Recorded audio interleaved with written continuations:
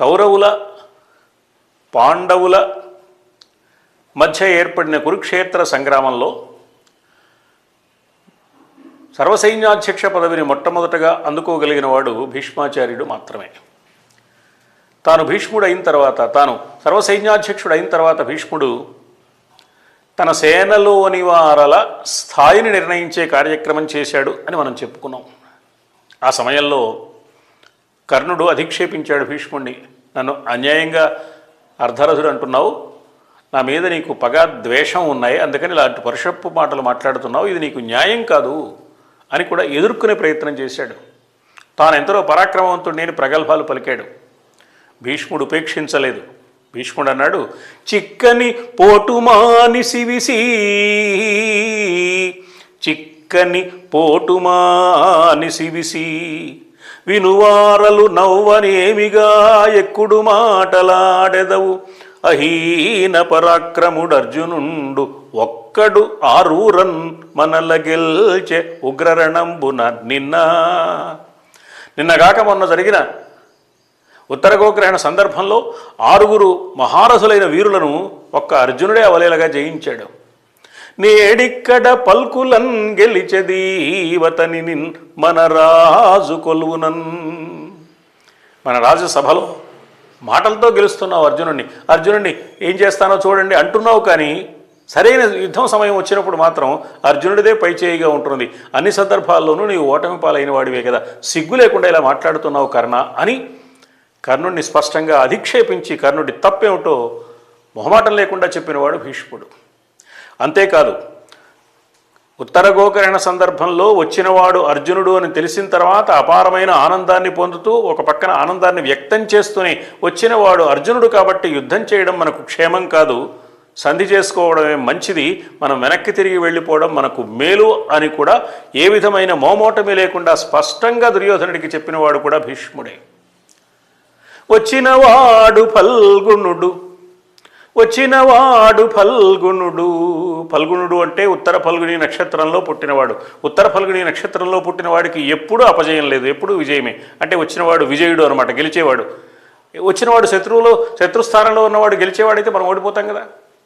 వచ్చినవాడు ఫల్గుణుడు అవశ్యము గెల్తుమనంగరాదు, రాలచ్చికినై పెనంగిన బలంబులు రెండును గెల్వనేర్చునే. రాజ్యం కోసం యుద్ధం చేస్తే 2 వర్గాల వారు ఇద్దరు గెలుస్తారా, ఎవరో ఒకళ్ళే గెలుస్తారు. హెచ్చగు కుందగున్ తొడరుట ఎల్ల విధంబులకోర్చుట. ఏం జరిగినా మనం సిద్ధపడాలి. అట్లుగాక ఇచ్చదలంచి ఇమ్మెయిని ఇత్తరి పొందగు చేతయుందగున్. కాబట్టి ఇప్పుడు మనం సంధి చేసుకోవడమే మంచిది అని కూడా ఆనాడు చెప్పాడు. ఆనాడు చెప్పిన మాటలు వినకుండా ఈవేళ యుద్ధం తెచ్చుకున్న తర్వాత మళ్ళీ కర్ణుడిని నమ్ముకునే పరిస్థితి దుర్యోధనుడికి వస్తే దుర్యోధనుడు నష్టపోతాడు. కాబట్టి కర్ణుడిని అర్ధరథుడు అని యథార్థం చెప్పి దూరంగా పెట్టాడు. సరే, యుద్ధం ప్రారంభమైంది. యుద్ధరంగంలో నిలబడిన భీష్ముడికి మనస్సులో ఒక అంతర్మథనం ప్రారంభమైంది. ధర్మాత్ములు పాండవులు ఎన్ని దురాగతాలు కౌరవులు చేసినా ఓర్చుకున్నారు. 5 ఏళ్ళు ఇమ్మని అడిగితే అది కూడా ఇవ్వకుండా యుద్ధానికి వచ్చారు. అలాంటి వాళ్ళ పక్షాన నేను యుద్ధం చేస్తున్నాను కదా, అధర్మపరుల పక్షాన యుద్ధరంగంలో నేను నిలబడ్డం అనేది నాకు న్యాయమేనా, నేను తప్పు చేస్తున్నానని ఒక విచికిత్స భీష్ముడి మనస్సులో ప్రారంభమైంది. అయితే భీష్ముడు ఏమనుకున్నాడంటే, ఈ సంపద వాళ్ళది, ఈ రాజ్యం వాళ్ళది, వాళ్ళ దగ్గర నేను ఉంటున్నాను కాబట్టి వాళ్ళ సేవకుణ్ణి, అందువల్ల ఎవరైనా సరే సంపదకు బానిసలే కదా, అర్ధస్య పురుషో దాసః అనే మాటతో సరిపెట్టుకున్నాడు. కానీ నిజానికి తన రాజ్యం వారికి ఇచ్చాడు ప్రతిజ్ఞాపూర్వకంగా, వాళ్ళ ఉప్పు తాను తినడం లేదు. ఇది గుర్తించలేకపోయాడు భీష్ముడు. అందుకే తేజోమయుడైన సూర్యుడైన భీష్ముడికి గ్రహణం పట్టింది అనే మాట మనం అనుకోవలసి వచ్చింది. ఈ పట్టిన గ్రహణాన్ని వదిలించాడు కృష్ణ పరమాత్మ. యుద్ధం జరుగుతూ ఉండగా 3వ రోజు మరొక్కసారి, 8వ రోజు మరొక్కసారి, 9వ రోజు కృష్ణుడు తానేమిటో నిరూపించాడు. అర్జునా, నీ వల్ల కాదులే, ఈ భీష్ముడి సంగతి ఏమిటో నేను తేలుస్తానని రథం నుంచి ఒక దూకి చక్రం పట్టుకుని సంహరించడానికి ముందుకు వెళ్ళాడు. చివరికి అలా వెళ్ళినప్పుడు కృష్ణ పరమాత్మ యొక్క దివ్యమంగళ విగ్రహాన్ని చూస్తూ భీష్ముడు కుప్పించి ఎగసిన కుండలంబుల కాంతి గగన భాగం వెల్ల కప్పికొనగ ఉరికిన నోర్వకనుదరంబులోనున్న జగముల వ్రేగున జగతి కదల చక్రంబు చేపట్టి చనుదెంచురయమున పైనున్న పచ్చని పటముజార నమ్మితి నాలావు నగుబాటు సేయక మన్నింపుమని క్రీడి మరల దిగువ కరికి లంఘించు సింహంబు కరణి మెరసి నేడు భీష్ముని చంపుదు నిన్ను కాతు విడువు అర్జున ఎనుచు మద్విశిఖ వృష్టి తెరలి చనుదెంచు దేవుండు దిక్కు నాకు. అదేమిటండి, శత్రుపక్షానికి సంబంధించిన సారథి సారథ్యం కాకుండా యుద్ధమే చేస్తానని చక్రం పట్టి మీదకు వస్తుంటే రావయ్యా నీ సంగతి ఏమిటో కూడా తేలుస్తాను అనాలి, కానీ నువ్వే నాకు దిక్కు అని శరణు పొందుతున్నాను అంటున్నాడు. అంతేకాదు ఆయన ప్రతిజ్ఞ చేశాడు ఆయుధం పట్టనని కృష్ణుడు. ఏమయ్యా ఆయుధం పట్టనని ప్రతిజ్ఞ చేశావు కదా, నువ్వు ఆయుధం పట్టొచ్చావని వెక్కిరించాలి, కృష్ణుడిని వెనక్కి పంపించాలి. భీష్ముడు పంపించలేదు. ఎందుకు అంటే కృష్ణుడు ఆయుధం పట్టనన్న ప్రతిజ్ఞను పక్కన పెట్టి తన మీదకే ఎందుకు వస్తున్నాడో ఆలోచించాడు భీష్ముడు. నేను కూడా ఒక ప్రతిజ్ఞ చేశాను కదా, మా తండ్రి గారి కోసం ఈ రాజ్యాధికారాన్ని వదులుకోవడం అనే నేను చేసిన ప్రతిజ్ఞకి నేను కట్టుబడిపోయాను. ఈ ప్రతిజ్ఞ చాలా గొప్పదనుకున్నాను. వ్యక్తిగతమైన కీర్తి ప్రతిష్టలను ప్రసాదించే ప్రతిజ్ఞ నిర్వహణం కన్నా సమస్త లోకాలకు మేలు కలిగించే ధర్మ నిర్వహణమే శ్రేష్టమైనది, శ్రేయస్కరమైనది అని నేను నమ్ముతున్నాను. అందువల్ల ఈ సత్యాన్ని నీవు గుర్తించి తప్పకుండా నన్ను అనుగ్రహించవలసింది కృష్ణ. భీష్ముడు ప్రబోధించిన సమస్తమైన ధర్మాలు విన్న తర్వాత ధర్మరాజు ఒక ప్రశ్న వేశాడు. శ్రుత్వా ధర్మానశేషేణ పవనాని చ సర్వశః యుధిష్ఠిర శాంతనవం పునరేవ అభ్యభాషత. సకల ధర్మాలు విని మళ్ళీ భీష్ముడిని ధర్మరాజు ఈ విధంగా అడిగాడు అని ప్రారంభమవుతుంది.